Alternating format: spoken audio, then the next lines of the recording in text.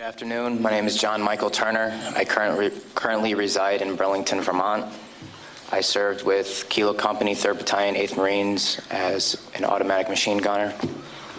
There's a term, once a Marine, always a Marine, but there's also the term, eat the apple, F the Corps. I don't work for you no more. That was John Michael Turner stripping his medals and ribbons from his chest and throwing them into the audience to the applause of attendees at Winter Soldier. Turner then went on to describe some of his time in Iraq.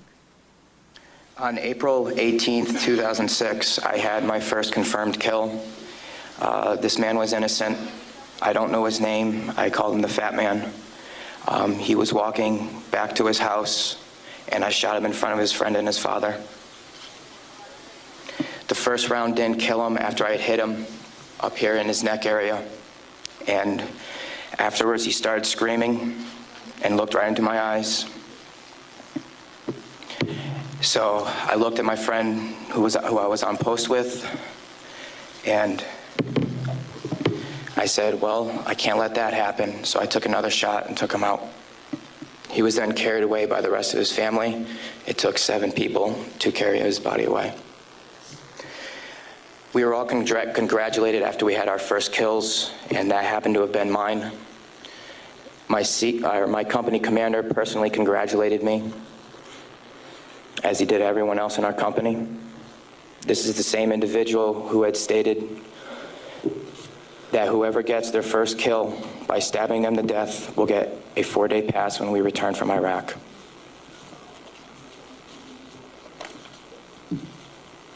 There was one incident where we got into a firefight just south of the government center, about 2,000 meters. We had no idea where the fire was coming from, and the way our rules of engagement were, pinpoint where the fire is coming from and throw a rocket at it. So with that being said, we still didn't know where the fire was coming from, and an 84-millimeter rocket was shot into a house. I do not know if there was anyone in it. We do not know if that's where the fire was coming from, but that's what was done. Please go to the next image.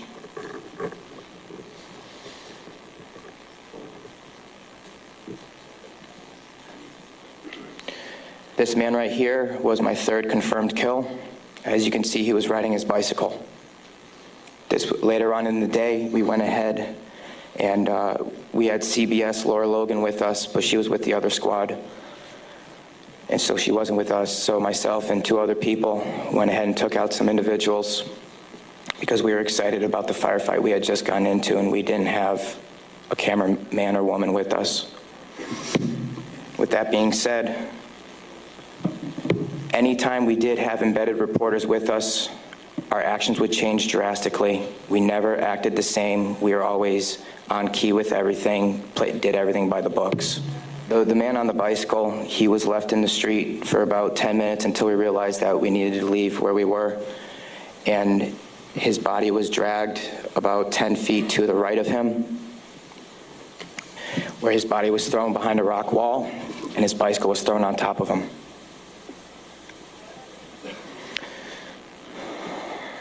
Another thing that we used to do a lot was recon by fire, where we would go ahead and try to start a firefight if we felt threatened in any way, shape, or form. There's one particular incident where we were working with the Iraqi Army and the Iraqi Special Forces in downtown Ramadi, and with our squad and the Iraqi Army, there was also lieutenant colonels, majors, first sergeants, and sergeant majors. Sorry, sergeants major. With that being said, the Iraqi Army would go into the house, kick in the doors, and then go ahead and shoot. And there were loud bursts of machine gun fire. We thought we were taking fire, but then we later found out that it was them.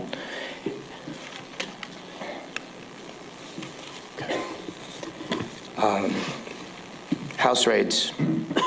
Because we were a grunt battalion, we were responsible for going on several patrols. A lot of the raids and patrols we did were at the night, around 3 o'clock in the morning, around there. And what we would do is just kick in the doors and terrorize the families. That was an image taken around 3 o'clock in the morning through night vision goggles. And that is the segregation of the women and children and the men. If the men of the household were giving us problems, we'd go ahead and take care of them any way we felt necessary, whether it be choking them or slamming their head against the walls. If you go back to that one picture, that was one man that wasn't taken, that was taken care of in a very bad way. Because of all the wiring that he had, it would be considered IED making material. On my wrist, there's Arabic for FU. I got that put on my wrist just 2 weeks before we went to Iraq because that was my choking hand. And anytime I felt the need to take out aggression, I would go ahead and use it. Please go to the next picture. Next. There's an instance of detainees and how they were treated in a nice manner. Next. That is the Fatimat Mosque minaret.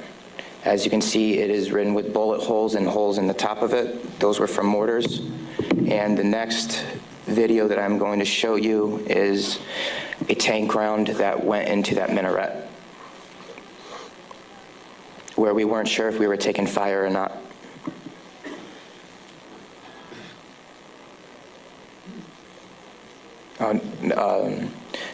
I'll talk about this one. This is after one of the guys in a weapons company had gotten shot.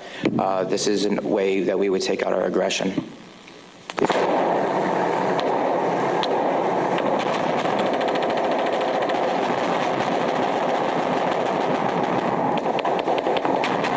those of you who don't know, it is illegal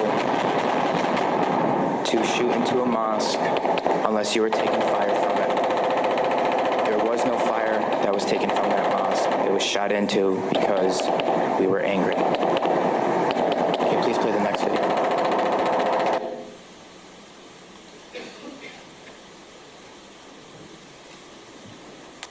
We are on ice cream, trying to suppress the blue and white minaret named Fatimat al-Zahra.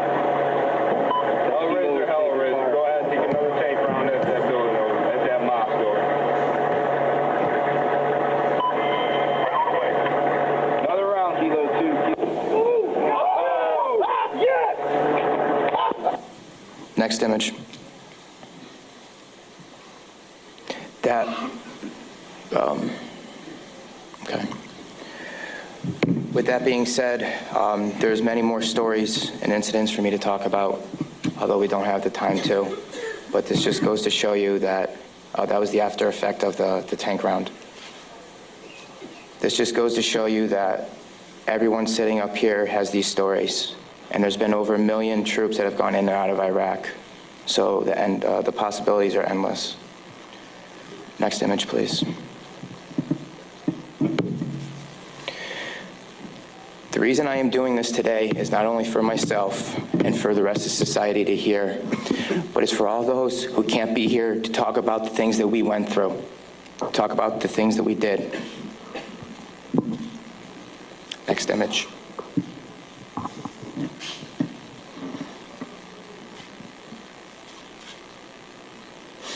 Those 4 crosses and this memorial service were for the 5 guys in Kilo Company, 3rd Battalion, 8th Marines that we lost. Throughout our unit, we had 18 that got killed.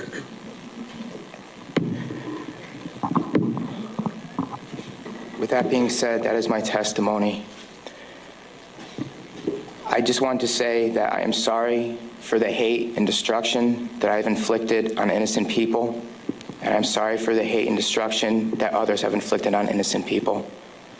At one point, it was okay, but reality has shown that it's not, and that this is happening, and that until people hear about what is going on with this war, it will continue to happen and people will continue to die.